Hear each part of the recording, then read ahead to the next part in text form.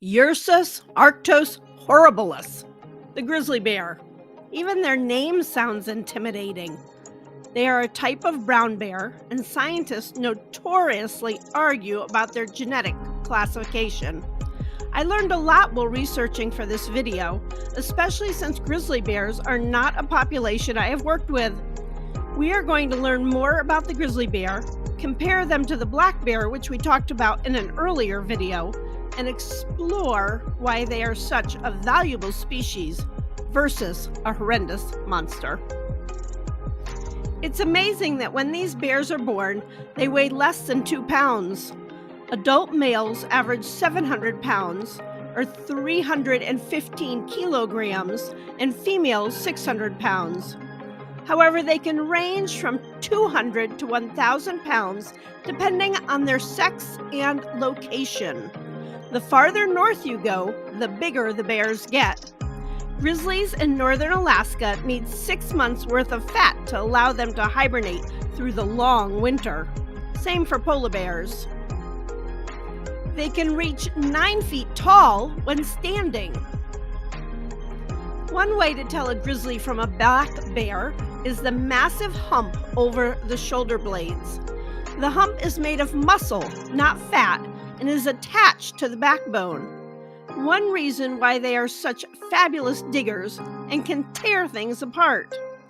A grizzly bear can also be identified by its rump, which is lower than its shoulders. Grizzlies have a fabulous sense of smell, 20 times stronger than a bloodhound. Grizzly bears can look pretty scary, and rightfully so. They have huge jaws with 42 teeth that include large canines. This makes sense because they need their teeth to catch fish and tear apart their prey, such as elk and bison. They also have large back molars, so they can grind up the vegetation they eat. Grizzlies have a bite force of 975 pounds, second only to the polar bear. They have front claws between 2 and 4 inches long. Bear claws are not retractable. They are used for digging roots and dens or catching salmon. Basically, they act as a multi-purpose tool. Grizzlies are wicked fast and have been clocked at Yellowstone going 30 miles per hour or 48 kilometers per hour. Speaking of salmon, maybe this bear doesn't even need his claws. The fish are coming right to him. Bears are smart and know where and when the salmon will be coming up the river. Salmon aren't the only fish they hunt. Trout and bass are also popular prey. Grizzlies will walk along the bottom of the river and look underwater for the fish. They will also dig for razor clams. Despite their penchant for fishing, bears are omnivores and eat a variety of foods. They will hunt mammals, often going for the young and old, who are easier to catch. They also eat carrion, dead animals. Those that live by the coast have been seen eating dead whales that have washed up. Like the black bear, they love berries, nuts, and tree fruits.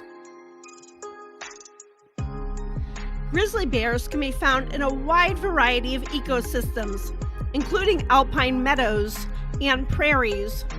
In many habitats, they prefer riparian areas along rivers and streams. These areas also have a lot of berries to forage. Scientists have done studies on the scat of bears to find out what they are eating.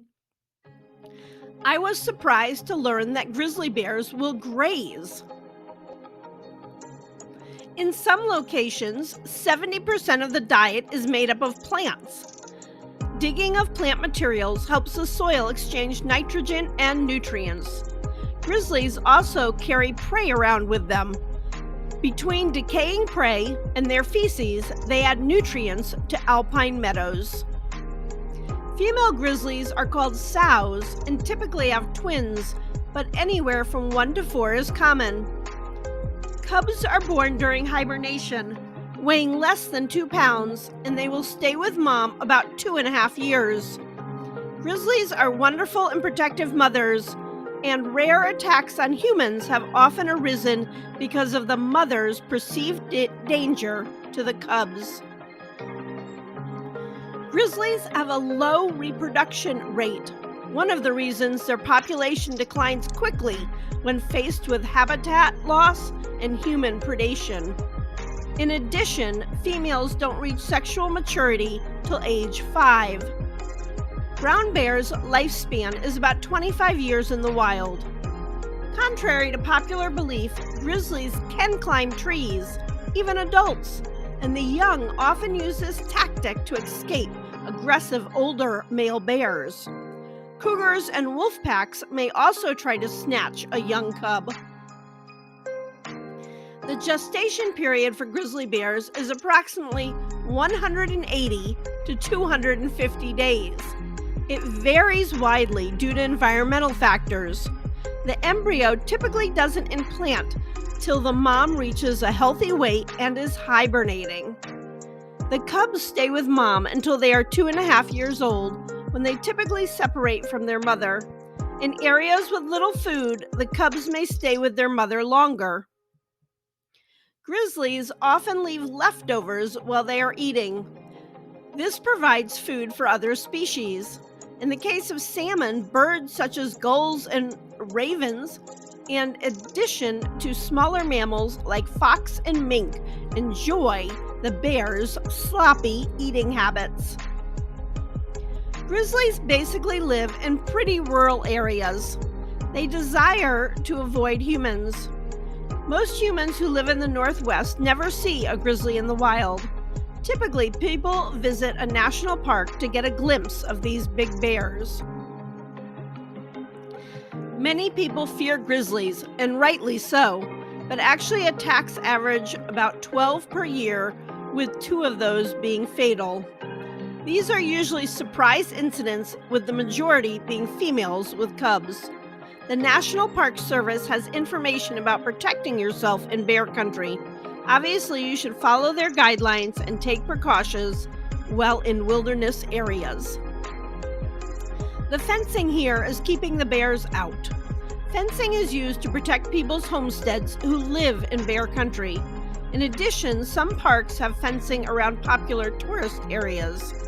Some fences are electrified to add an additional layer of protection. Historically, grizzly bears occupied much of the western United States. Loss of habitat and hunting has reduced their range and population. There are also brown bears in Europe and northern Asia. About 60,000 grizzlies live in North America, with half of them being in Alaska.